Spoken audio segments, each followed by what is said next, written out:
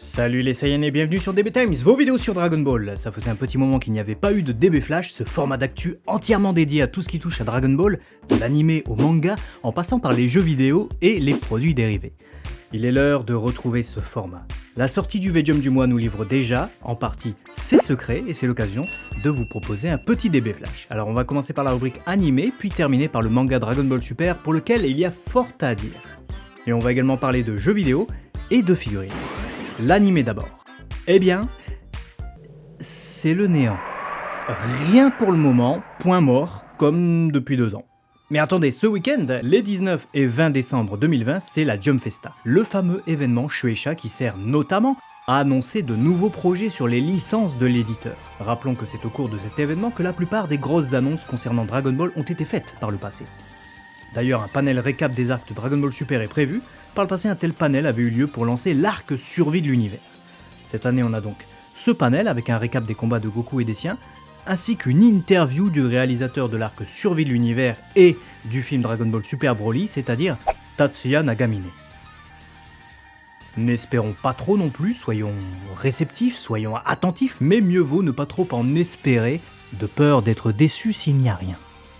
Nous sommes le 19 décembre, je suis actuellement en train de terminer le montage de la vidéo en pleine nuit. Les premières nouvelles sont tombées au sujet de ce panel, il s'agissait d'un récap donc des combats de Goku durant les arcs de Dragon Ball Super pour annoncer tout simplement une rediffusion de la série Dragon Ball Super au Japon sur les chaînes suivantes. Pour accompagner l'interview de Tatsuya Nagamine, on nous a également présenté quelques model sheets des CT comme on appelle ça, les character design des personnages qui ont servi à la série Dragon Ball Super et notamment à l'arc survie de l'univers.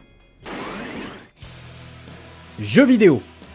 Baby Vegeta alias Super Baby 2 sous cette forme ultime, il débarquera en tant que personnage jouable dans le Fighters Pass 3, en DLC donc.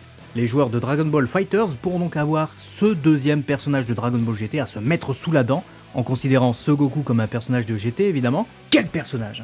L'ennemi le plus emblématique de la série de 96. Ses coups spéciaux sont d'ores et déjà dévoilés dans le V-Jump, il pourra utiliser le Darkness Spring Shot, un kick aura tête chercheuse apparemment, la Full Power Energy Wave, autant dire son attaque spéciale, et la Revenge Death Ball. Il pourra aussi se transformer en singe géant en guise d'attaque météore. Date de sortie? Inconnue, mais il sera dévoilé dès dimanche lors des playoffs japonais de la National Championship. Ça c'est bonne idée. C'est au tour de Paikuhan de débarquer dans Dragon Ball Xenoverse 2 lors de la prochaine mise à jour au printemps 2021. Le combattant de la galaxie de l'Ouest fera son apparition en tant que personnage jouable également. Il sera accompagné de l'arrivée de nouveaux costumes pour notre avatar, à savoir les tenues de Bardock et Guinée du film Dragon Ball Super Broly, ainsi que la mascotte de Janemba. Rappelons que la dernière mise à jour du jeu nous avait permis d'enfin pouvoir jouer avec Chronoa, la Kaioshin du temps. Dragon Ball Legends, le retour du tyran Frieza. Et quel Frieza! Celui du film Dragon Ball Super Broly. Il sera dévoilé lundi dans le magazine V-Jump. Dokkan Battle. Oui, Dokkan Battle, oulala, on ne respire plus avec toutes ces annonces. Paikuhan SSR pourra se Dokkan en Paikuhan UR avec son attaque unit. Le SSR Janemba deviendra Janemba UR, puis un super Janemba UR. On pourra aussi obtenir Babidi et Majin Buu LR à l'occasion d'un nouvel event. Une nouvelle campagne devrait aussi nous permettre de farmer facilement Krillin, voilà qui fait plaisir parce que moi le seul fermier que je connaissais c'était Goku. Figurines.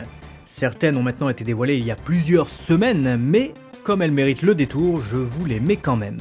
Trunks GT débarquera dans la gamme des Ultimate Soldiers de Banpresto en avril 2021. Une gamme de prize, donc de figurines à gagner en jouant avec les machines à pince, vous savez, au Japon. Du coup, pas de prix à indiquer. En tout cas, c'est un personnage que l'on n'a jamais en figurine. Seuls les WCF ont réellement exploité ce personnage dernièrement. Mais en dehors de ça, on n'a rien du tout.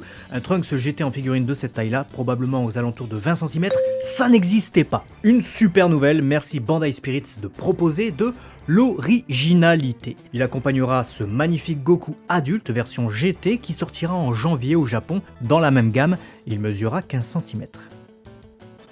Puisqu'on parle de Goku, la prochaine Maximatique est surprenante pour le coup. Il s'agira de Goku signe de l'Ultra Instinct, mais avec son Dogi entièrement clean. Chose que l'on n'a jamais vue encore dans l'anime. De plus, il aura droit à une peinture de cheveux un peu métallique à la façon des Blood of Science. Voilà pour ce qu'on en voit pour l'instant. La pose quant à elle semble reprise depuis 7 illustrations de Toriyama pour le Weekly Shonen Jump et réalisée en 1995. La Glitter and Glamours de numéro 18, troisième du nom, a elle aussi été dévoilée cet automne. Elle proposera une numéro 18 plus fidèle au character design de Toriyama, et on laisse du coup de côté les poses sexy et aguicheuses et on renoue avec le glams.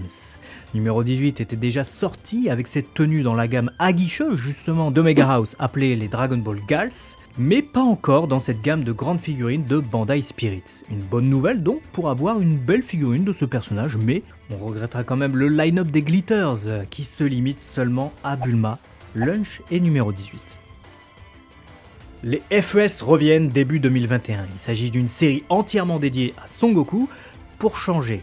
Mais il y a aussi des fusions du coup, et pour signer ce retour, on aura un Gogeta façon Dragon Ball Super Broly, dont la pose s'inspire justement de cette illustration. On aura également un Goku Super Saiyan, ouais, autant dire que niveau originalité on a vu mieux, mais la pose est sympa. Elle s'inspire de cette pose que prend Goku durant son combat contre Frieza sur la planète Namek.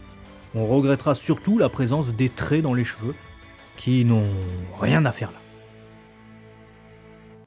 Après Gotenks et Frieza forme finale, déjà dévoilée, voici une toute nouvelle G-Materia à venir. Il s'agira de Goku Black armé de sa faux. Il débarquera dans cette gamme de prize dédiée aux guerriers en train d'utiliser leur attaque spéciale. Ça fait plaisir. Vegeta Super Saiyan 4 Chojin Giga, dont ces visuels viennent tout juste d'être dévoilés aujourd'hui, sortira en janvier 2021 au Japon dans cette série de prize. Donc, là encore pas de prix, mais on sait qu'il mesurera 18 cm. Plex sortira en début d'année une figurine de la gamme Gigantic Series d'un tout nouveau genre. Après numéro 17 accompagné des Zen-O, voici un Goku accompagné de Gohan, calqué sur le début de DBZ. Une excellente initiative car il est vrai que les duos de figurines de cette taille c'est pas monnaie courante. La figurine devrait cependant être assez chère, car ce n'est pas une prize comme les précédentes. C'est une figurine en PVC qui sera plutôt grande. Manga. Le magazine V-Jump qui contiendra le chapitre 67 de Dragon Ball Super sortira lundi au Japon, soit le 21 décembre, juste après la Jump Festa. Le chapitre en anglais, quant à lui, sera disponible dès dimanche à 16h heure française sur le site Manga Plus de la Shueisha. N'hésitez pas à checker l'horaire de votre pays en allant directement sur le site, lien en description. Comme à l'accoutumée, vous aurez un live sur notre chaîne juste après la sortie du chapitre en anglais. Soyez donc prêts dimanche en fin d'après-midi, début de soirée, c'est le live Dragon Ball Super avec vous tous pour parler du chapitre. Chapitre qui, à l'heure où j'écris ces lignes, a déjà dévoilé 5 de ses pages, et pas n'importe lesquelles, puisque on a carrément la fin du chapitre en fait. Alerte spoiler! Alerte spoiler! On avait déjà vu le début avec les 9 pages présentées dans le DB React des ébauches, puis aussi quelques cases au propre dans le teaser de l'arc dont on a parlé dans la dernière vidéo de la chaîne. Mais là, c'est carrément 5 pages complètes en japonais que je vous ai traduit sur Dragon Ball Ultimate hier et qui présente en plus Granola pour la toute première fois. On le voit donc en entier. Comme beaucoup l'ont remarqué, son character design est très Toriyamesque si je puis dire. Il combine pas mal d'éléments déjà utilisés par Toriyama Sensei dans ses œuvres, donc sur ça on a une bonne proximité avec les nombreux travaux de l'auteur. Reste à savoir qui a signé son character design au final. Toriyama, comme son trait, son esthétique nous semble plutôt y faire penser, ou bien Toyotaro, qui a réutilisé les multiples éléments déjà aperçus sur les nombreux travaux de Toriyama, et qui proposerait donc ici un personnage extrêmement ressemblant à ce que pourrait faire Toriyama. Dites-moi tout ça dans les commentaires. En tout cas, ce Granola s'infiltre dans ce qui semble être le vaisseau spatial Alien que l'on voit dans le teaser de l'arc, avec une arme à la main. Il descend les gardes et vient récupérer Seven Three. Seulement, il y en a plusieurs, mais celui qu'il est venu chercher n'est autre que l'Oji 73i qui est en train d'être régénéré, semble-t-il. Oui, Oji 73i, c'est son nom complet, c'est son nom original, son nom de code. On découvre donc que 73, en plus d'être une forme de vie artificielle, est aussi un clone. L'identité de Granola, sa venue pour récupérer 73, ainsi que l'intrigue nous garde en haleine puisque ça se termine sans nous donner réellement de réponse. On a cependant un petit coup de théâtre puisque Beerus, qui a été convoqué par le grand prêtre, se retrouve à jouer avec les Zen-O en compagnie de Shin, les pauvres. Le dieu de la destruction en veut alors à Goku, qui l'accuse d'avoir causé cette situation à cause de l'affaire avec Mérus qui a attiré l'attention du grand prêtre. Et alors que Beerus demande justement à Whis ce que fait Goku actuellement, son guide lui répond qu'il est en train de faire la fête avec la patrouille galactique et Mérus. Surprise générale, même Beerus n'en revient pas. Alors, Mérus ressuscité ? Ou bien tentative de cacher les événements au grand prêtre de la part de Whis ? Réponse demain. N'hésitez pas en tout cas à nous donner toutes vos pistes dans les commentaires, on verra qui avait vu juste, et dites-nous quelle news vous avez le plus apprécié. Restez connectés, Matane.